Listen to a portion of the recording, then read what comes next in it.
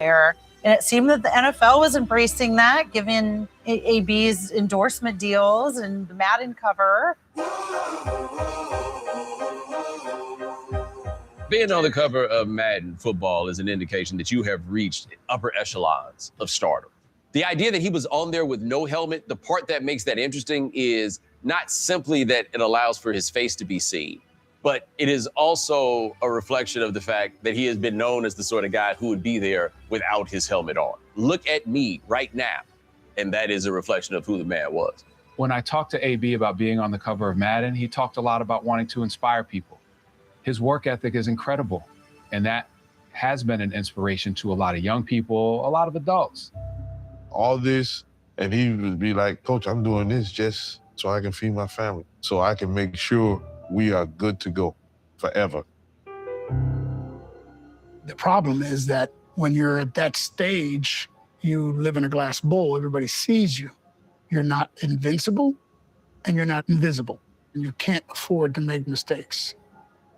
And the more that he realized that he's special in the league and that he, had arrived, it did go from, Antonio Brown to the AB character. I do think it exerted a pressure on him to feel like he had to be this character. I mean, it was literally the AB show minute to minute. And I feel like because of that, there were times that he struggled to go back to Antonio Brown. I think his image was very important to him because he had done something incredible and he was trying to balance these impulses that he had for attention and for being his own person and doing his own thing to going with the team and being part of the squad. Attention is a drug and everybody's on it. The Steelers culture is something that is beloved by players who have gone through that system and believed in that culture and believe that the culture is about the team first and players second. As the veterans slowly left the team, retired, that really changed that leadership in the Steelers locker room. And I think when you have a guy like Antonio Brown who really thrived on being led, I think to keep him sort of on the straight and narrow, when those reins sort of get loosened, I think that may have had an effect on his sort of performance and behavior. After a game in 2017, we're in the press box and we're trying to file our stories, and I'm getting emails from editors saying, hey, Antonio Brown's on Facebook broadcasting live from the locker room. The Steelers culture is really tight-knit, their locker room, especially with sacrosanct. You can't live broadcast what the head coach is saying when he's addressing the team after a game, because a lot of times that head coach thinks that what he's saying is confined to that room and not to be broadcast publicly. And Mike Tomlin had called the Patriots these assholes. That was a private moment for Mike Tomlin. That's like a betrayal, right? That's like a family member giving away your secret online. Antonio Brown decided to go live on Facebook for 17 minutes. Probably not the best idea. That was the first time I started to think about mental health, wondering, is that narcissism? Is that bipolar? There was something that was not right. Mike Tomlin came out swinging in his press conference, held Antonio Brown's feet to the fire, held him accountable. That created more negative response to anything he did, I think, from Mike Tomlin. And the reason why is it violated the Steelers culture. You don't violate that locker room. Antonio Brown knew better. He should have known better. And he did apologize for it later. I was really sorry about that moment. Got a little excited. But the deed was done, right? And I think it really sort of exhibited that mindset that was continually developing with him. I never meant to embarrass the organization, to put my teammates feeling a certain way or misrepresent myself. The Steelers huddled up and had to figure out a fine assessment for Antonio Brown. $10,000 isn't overly steep considering that it was a pretty bad violation. The $10,000 fine is just, it's something that Antonio Brown goes back to and laughs about. I can't believe I did something so silly. I can't wait until I figure out what I'm going to do next week on social media now. It's it's not a deterrent. I'm a good guy with a good heart and got good intention. And it was a mistake. And I don't move forward from it. No matter what happens with a player, it's still a production league. Nobody produced on the field like Antonio Brown. The Steelers go on to sign Brown, give him the contract he's been wanting, $68 million and $19 million guaranteed. It's really telling that he got a big contract right after that video episode, right? A few weeks later, he's making more money than anyone else. And I think for Antonio Brown, it was just further verification, right? That, look, I am bigger than the game and that there's nothing anyone can do. You know what they say, more money, more problems, right? And so now that you've got this big contract, you start interacting with more people. That includes, third-party contractors. That includes, people who are support staff in your life. It's incredibly hard to deal with that much money when you don't have any background or training or stability or foundation. You haven't been taught anything. The people who are supposed to help you with it may be looking out for you. They may be looking out for themselves. They may be robbing you. It leads to a great deal of distrust of the people who are around them. And any insecurities or any lack of self-esteem that you have is actually going to be exacerbated by these things, because the money and the prestige and everything that comes around it, it can paper over whatever the problems are, but they're not going to go away. Around 2018, there was just a potpourri of problems that you wouldn't think he'd have to deal with his level of fame and the money he had. Court records and claims of unpaid bills of people that worked for him that he refused to pay. Reports of behaving badly toward the woman he was with, videos of him throwing things out of the window. And this went beyond normal, like he's a character behavior. This was a portrait of a man that could be charitably described as being erratic. For the Steelers, it had all started to become a bit more frustrating. They had clearly made the decision that as long as he was responsible in a football sense, which he had been, then they could overlook and ignore everything else. And it started to feel like that was starting to be a little looser, and that none of the rest of this could overcome the fact that he was starting to look like he was losing it. There are people who believe that Antonio Brown really wanted to be recognized as the X factor on that team. 2018, I had like 15 touchdowns, 1,200 yards, 100 catches. I think that was my 6th season doing it. And that's when I realized that, people don't really appreciate greatness. And there were times that I remember Antonio Brown felt that Mike Tomlin was prioritizing Ben Roethlisberger. Ben was always going to be the top of the pecking order there. The offense was changing to tailor it more towards Ben's new abilities. That mission was almost diametrically opposed to getting Antonio Brown the looks that he wanted to get. That was not something that I think he felt good about. I think Ben Roethlisberger resented it, because I think Ben Roethlisberger probably felt like I helped make him. Like, we were teammates, and all of a sudden you're coming out and speaking out against me because I'm throwing the ball to you enough. His source of feeling good is through achievements, accomplishments, and adulation. When you have a conflict with that, then it breaks that down. And then it breaks down trust, it breaks down the bond.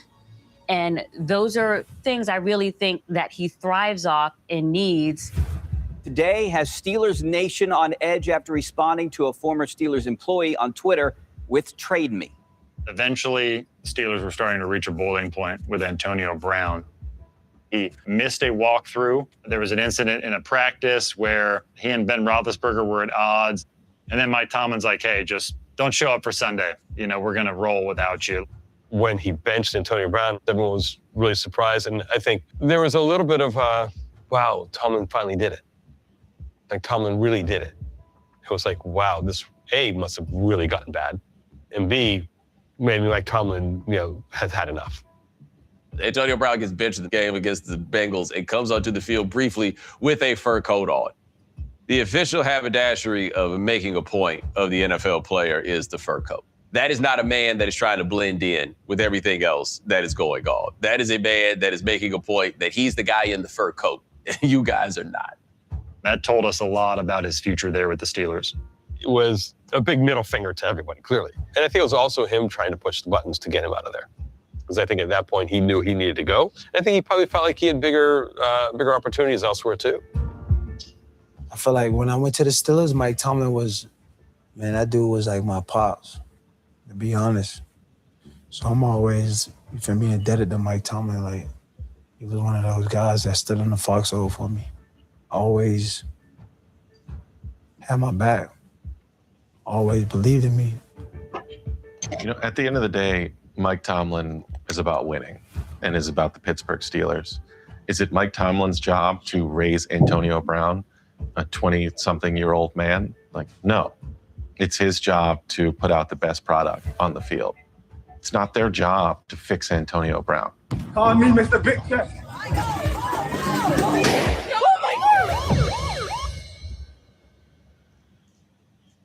My work is easy because I use ClickUp. Here's how I keep track of all my tasks. I start by brain dumping everything I need to get done in a list. For the early part of his career, Antonio Brown was known by many names, from AB to Mr. Business is Boomin' to Tony Toe Tap. But by 2019, his relationship with the Steelers had completely fractured, and he was demanding to be called a new name. Call me Mr. Big Chest. Big Chest for now. And what once seemed like a match made in heaven was now going through a very nasty and very public breakup. If your team got guaranteed money, they want to get to know me and work with me, tell them call me.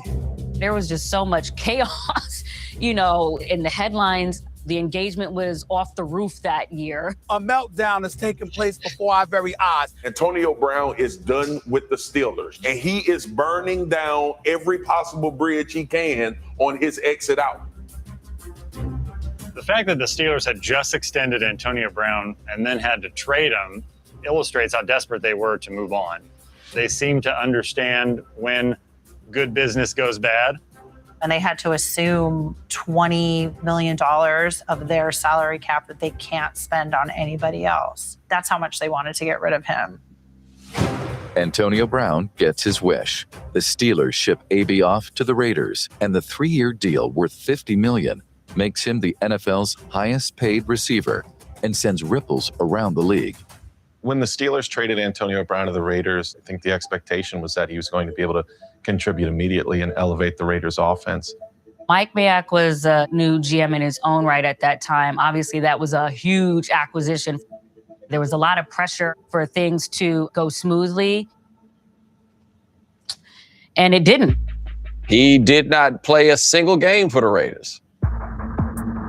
It's just nothing but drama the entire time. I mean, he had frostbite on his feet. A lot of the drama started off in training camp with him burning his feet in the cryotherapy chamber. His feet just ballooned. It looked like he had 15 bunions on his big toe. I've never heard of a player burning their feet in a cryotherapy chamber. And it was just like, it was so crazy because of all things to happen. It's just like, what? He can't practice because of what? Antonio Brown is a workhorse, and he does really care about his regiment and taking care of his body. So something that should have been really good as far as showing that he is dedicated to his craft and the things that make him better ended up, again, turning into another drama headline that should not have been. And then on top of that, there was a dispute over the type of helmet he wanted to wear versus what the NFL and the team were asking him to wear. All right, well, after days of controversy, Oakland Raiders wide receiver Antonio Brown will not be allowed to wear his old helmet this season. He really, really, really did not want to wear this new helmet and went through all these things to avoid wearing the new helmet, including painting his old helmet to try to make it look like the new helmet. And after a point, it started to feel like self-sabotage. I just think that at that time, Antonio Brown was in full AB mode. And it was really more about he wasn't going to be told something about what he preferred. And it's unfortunate because he really needed a good start with the Raiders. Training camp is a very rapid, very crucial aspect of an NFL season. It's when everyone's coalescing, and having this sideshow was just a huge detriment. I think when the Pittsburgh Steelers initially traded Antonio, the feeling was that they had made a mistake. And then people saw his behavior in Oakland and felt, oh, maybe not. Maybe Mike Tomlin was sort of the Antonio Brown whisperer, and they just had enough of it. There were a lot of things that Mike Tomlin helped to buffer. Mike Tomlin kept things behind closed doors, especially if you're trying to make a trade. It's not up to the Steelers to put all that out there to the Raiders as well. It's up to them to do their homework. But also, you have to remember that the acquisition with Antonio Brown to the Raiders was pretty abrupt. So I don't know that they had as much time to do as much back work on Antonio Brown. Raiders general manager Mike Mayock told reporters he felt they now exhausted their options attempting to get Brown's helmet approved. From our perspective, it's time for him to be all in or all out. If you don't go to mandatory training camp, you get fined. Like, that's just the deal. And then once he's posting the fines, and it was clear that this was gonna end pretty quickly. And then it culminates in him storming off a practice field and a shouting match with the GM of the Raiders, whom he called a cracker. Can I say cracker? Whom he publicly called a cracker. And then Antonio Brown recorded his coach. I think Gruden was desperate, right, at that point. Hello. Yo, what's up, coach? What the hell's going on, man? We didn't know he was recording the call at the time, but obviously by the time Antonio Brown publicizes it, we realize, wow, that's uncouth. Let me ask you this. Do you want to be a Raider or not? It really was the final nail in the coffin to say, you know what, enough of this. Yes, we really need him. Yes, he's Antonio Brown, but we have to move on. Well, what were the Raiders going to do at that point? I mean, they had a season to start. At some point, you just have to say it and pull the plug. It is very rare that you see a player as good as Antonio Brown change teams, and very rare that you have the star power of Antonio Brown and John Gruden in the same place. Like, this was a huge, giant story, which then made it an even bigger story once it became clear that this was not going to work. We get this video once he's finally released by the Raiders in the preseason. Raiders free! Grandma, they freed me! They freed me, Grandma! I honestly feel like that drama carried over because he was still processing not being a Steeler. And sometimes when you get another job, any of us, and it's not really maybe what you really would have wanted, or it ended in a way that you really didn't want, you're still in the process of processing that. And I think that that is an ongoing theme with Antonio Brown and AB, this AB character that he also developed. I feel like he's just always, to a degree, been in survival mode. Football is back, but the weekend was hijacked by Antonio Brown. Antonio never ends up playing a game for the Raiders, and almost immediately signs a one-year, $15 million deal with the Patriots with a $9 million signing bonus. I think it's a good move. I think he's going to come here. He's going to do great. It's very much a prove-it deal. Can you have the same success here that you had in the first section of your career? He's got attitude problems. Everyone's going to say that. But, I mean, we got Belichick. I think to a lot of observers, the Patriots were actually the perfect place for Antonio Brown. The Patriots were already the villain of the NFL. If you're not a Patriots fan, you really don't like them. You don't like Brady. You don't like Belichick. And now they've added the ultimate joker, the ultimate wild card. What the Patriots had proven over the years, mostly successfully, was that they could take players who didn't fit in at other programs and get them in line in New England. If you care about football and you love winning games and you're willing to be selfless, you can be successful here, and we'll forget about the things you did in the past. How can you help our team? How can you help us win? Okay, what kind of trouble are you in? What can we do about it? Talent trumps trouble. That's how the NFL rolls. Like, it always has. I think it always will. None of it really matters what people think or what they say. What matters is us as teammates working hard to get it right. I'm sure Tom Brady was kind of salivating, thinking like, what can I do with this dude? What's the reaction across the NFL since? Oh, shit. They're going to win the Super Bowl again. Just 3 days into signing with the Patriots, he's accused in a civil suit of sexual assault.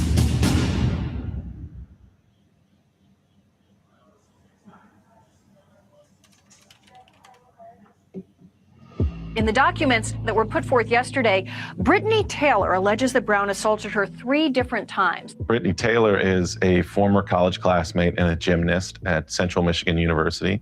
They become Bible study partners together during their athletic careers. Brittany transfers to LSU. Antonio Brown goes on to the NFL and becomes an all-pro superstar wide receiver. They keep up that friendship from a distance. She ends up being a gymnastics coach as well as a physical trainer. Antonio Brown allegedly rekindles the friendship and introduces a business partnership where he hires Brittany Taylor to be a trainer to work on his lower extremities. And from there, the relationship is alleged to have turned sexual by Brown. She accuses Antonio Brown of masturbating and ejaculating on her back while she was not paying attention, and then later of sexual assault, of rape. The 2018 incident, as alleged, the most serious. Forcible rape, refusal to stop, even though she was screaming and yelling for him to stop. That is the accusation. And obviously, any time that a player of Antonio Brown's caliber is mentioned in a lawsuit, it's going to get attention. Brown denies the allegations, posting this video on social media. The devil gonna try to bring you down when you get closer to your goals. Antonio's relationship with Brittany Taylor is complicated because it starts out as a business relationship, and throughout, Brittany Taylor and her mother are seeking forms of investment in the business. Another factor is that in the first instance, when he was alleged to have ejaculated on her back, after he apologizes, she comes back and returns to his employ.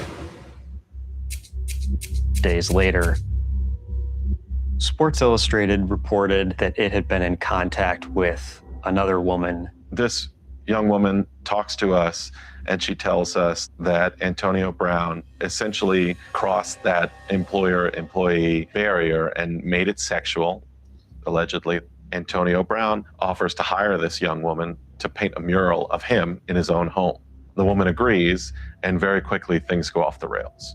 She spends the first day painting this mural without incident. She comes back the second day. She's on her knees painting Antonio Brown on the wall and turns around, and Antonio Brown is standing behind her naked with just a hand towel over his penis. And when she ignored him and turned him down, she was fired. She chose to be anonymous in our story. We protected her anonymity out of fear of retaliation, and that fear ended up being validated. After our story published, which came on the heels of the sexual assault lawsuit against Antonio Brown allegedly added her to a group text with him and several of his associates, including his personal lawyer, took screenshots of her Instagram page and shared photos of her kids with this group of people, accused her of being broke and seeking money and being a bad mother. And she ended up taking screenshots, taking it to her lawyer. Her lawyer brought it to the NFL. Of course, we reached out to Antonio to try to get his side of the story. Antonio's response, though, when I texted him to try to get comment was, "Out of here, clown." We wrote a follow-up story at Sports Illustrated on this apparent attempt at intimidation.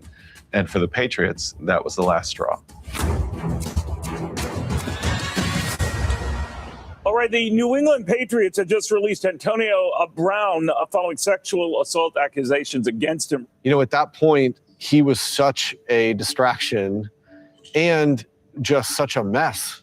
I mean, everything about Antonio Brown has been almost like a Charlie Sheen-esque debacle. You have to really be a problem to be that talented and figure out a way to get off of 3 NFL teams in a span of 6 months. I think the Patriots would have kept him even beyond the sexual assault accusation, even beyond this new accusation of mistreating this woman in his employ. But once he texts her and this group of people with screenshots of her kid, I just thought, oh, well, he's done. He may not work in the NFL ever again.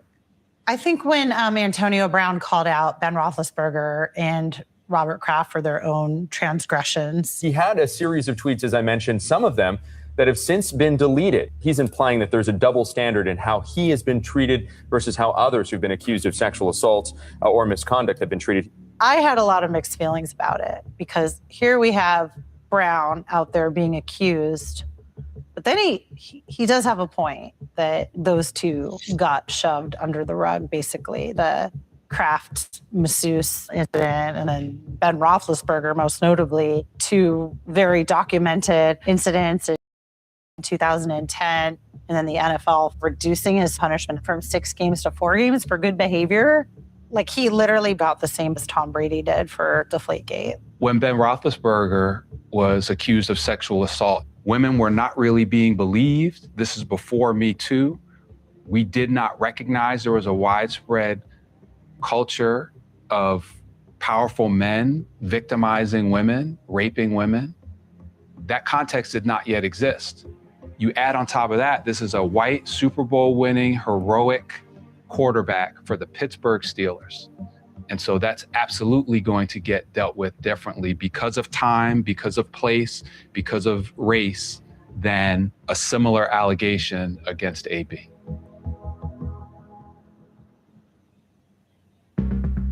Without the game of football that had grounded him for years, Antonio's life was now in complete disarray. She's here to take the kids to school, not no vehicle. This bitch is broke. She don't drive Bentleys. Chelsea Kyrus is the mother of 4 of Antonio Brown's children. Look at her. She's a lost cause. Look at her. Now, when you're released by the Patriots, that gives you a lot of time in your day to be doing things that you probably shouldn't be doing. We've seen